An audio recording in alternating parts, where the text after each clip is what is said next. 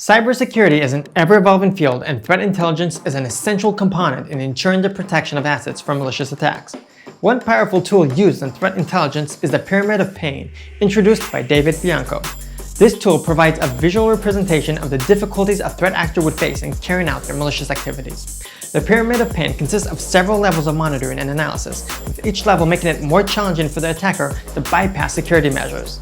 For instance, monitoring and analyzing indicators of compromise at the base of the pyramid discourages attackers from using simple methods. Similarly, applying advanced security measures and monitoring the development of custom tools at the top of the pyramid makes it even more challenging for the attacker to carry out their attack. The ultimate objective is to cover the entire pyramid. The more pain the threat actor must endure, the more likely their attack will be detected and intercepted.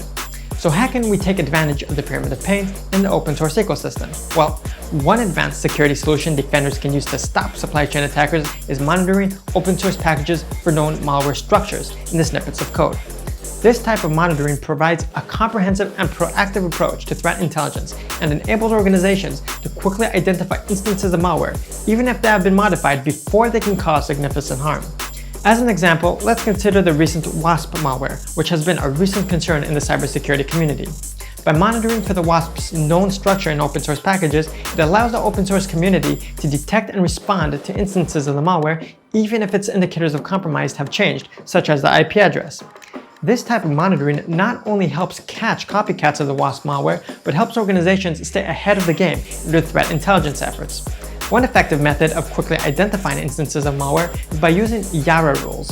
Organizations can integrate Yara rules into their monitoring systems, as demonstrated with the WASP malware. This is just one of many methods that defenders can implement to quickly identify instances of malware. Stay up to date with the latest trends and tactics in software supply chain security by tuning into our future videos and learning how to defend against potential threats.